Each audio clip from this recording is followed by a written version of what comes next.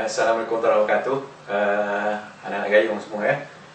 Jadi hari ini saya nak kongsi satu jenis senjata dalam silat Singayung.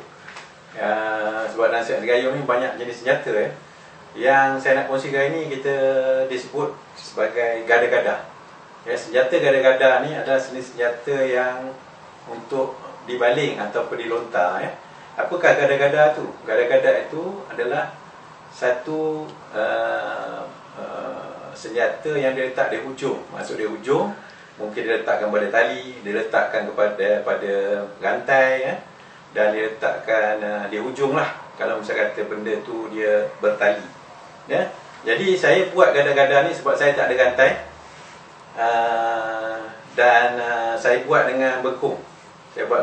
Saya ikatkan pisau kayu kat hujung dia untuk jadikan pemberat ya. Jadi daripada situ ada pelbagai gerakan yang kita kena tahu, belajar. Yang penting dalam permainan gada-gada ini ya, macam mana cara nak melontar, macam mana cara nak memutar pemberat yang ada di hadapan ini, dan macam mana cara nak mengawal dia ya.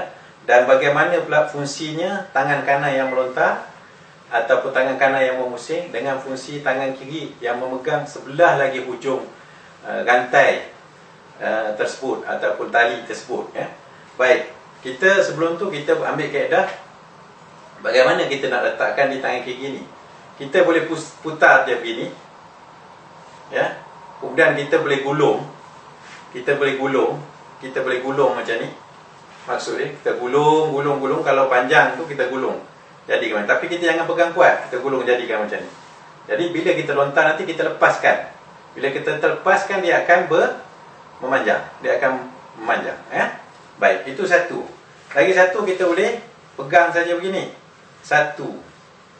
Kita macam lipatkan. Dua. Ya. Tiga. Bila kita lontar dia akan terbuka begitu.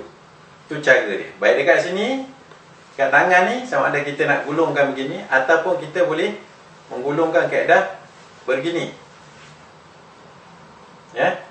Jadi pelbagai cara. Baik, bagaimana cara nak main dia? Itu kita dah menggulung ya dekat sini. Jadi kita cuba buat dia punya cara nak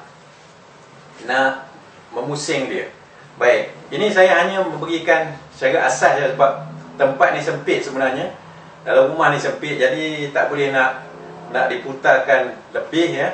Jadi untuk kita mutarkan, dia ada kita boleh latihkan dalam tangan yang pendek. Maksud tangan pendek, tangan kita di sini, jangan kita putar belakang ya.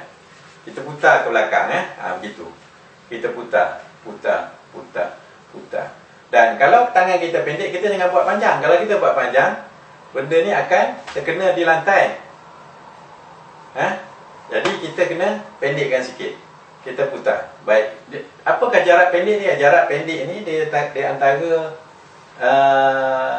pemberat ini ataupun mata yang ada di depan ini, dia ada antara hanya sampai ke hujung bahu saja. Jadi kita pegang kat situ dan kita pusing ke belakang ya, ke belakang. Kemudian kita pusing ke hadapan. Itu cara kita melatih ya. Ya. Kemudian kita pusing kiri. Gini, kita buat X. Ya. Kita dah buat X, kita pusing atas kepala kita. Gitu. Pusing. Ya. Pusing atas kepala kita. Lepas itu kita balas. Kita pusing sini pula. Puting atas kepala kita. Ya. Bila kita dah mahir nanti, kita boleh menggunakan bentuk tubuh badan. Kita pusing. Kita pusing ya. Maksud dia dalam keadaan kita akan melakukan dalam melangkah. Kita pusing, kita melangkah. Kita pusing pula, kita melangkah ya. Baik, langkahan itu kita boleh buat gini. Kita undur ke belakang, mara ke hadapan. Dan kita boleh buat lurus. Dan kemudian kita buat dalam 4 mata angin ya. Dalam 4 mata angin ada kaedah dia. Dan apabila kita dah mahir, kita boleh memusingkan begitu.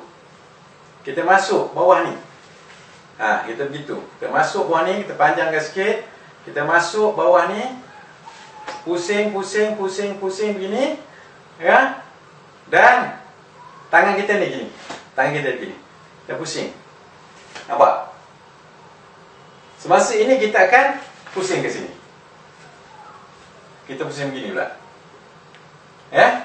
Jadi itulah cara-cara bagaimana nak bermain dia. Baik, daripada sini yang penting hanya, ya, maaf lagi sekali ya, pasal apa tempat sempit.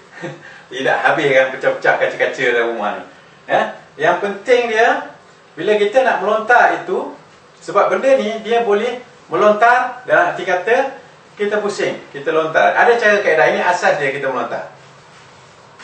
Kita tarik dengan tangan kiri. Kita lontar, kita lepas. Ya, ni tengok ni. Benda ni yang saya pegang, saya akan lepaskan ni. Ya. Lontar. Saya lontar, saya lepas.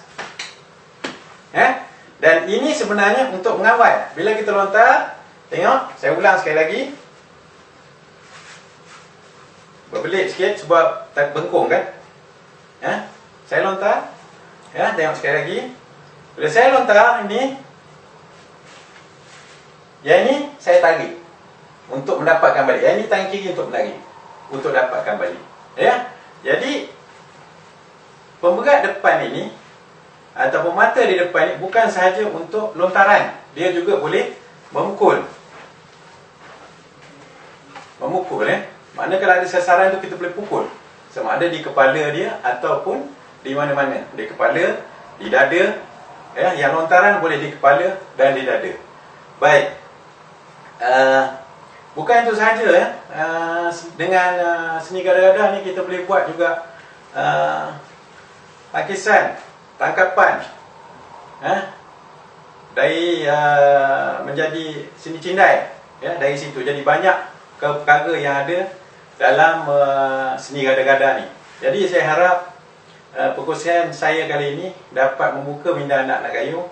Carilah guru yang tahu, ya. Jadi saya minta maaf sekali lagi tak dapat nak menunjukkan secara terbaiknya kerana peralatan tiada. Buat dengan kayu je, buat dengan bengkung je ni pakai bengkung je. Lagi satu pula tak ada space, terlampau sempit, ya. Sebab kalau dilontar nanti habis pula kena cermin, kenapa jadi masalah pula, ya. Jadi harap anak gayung menerima, membuka minda gayung. Carilah cikgu-cikgu yang tahu dan kita jumpa dalam video. Assalamualaikum warahmatullahi wabarakatuh.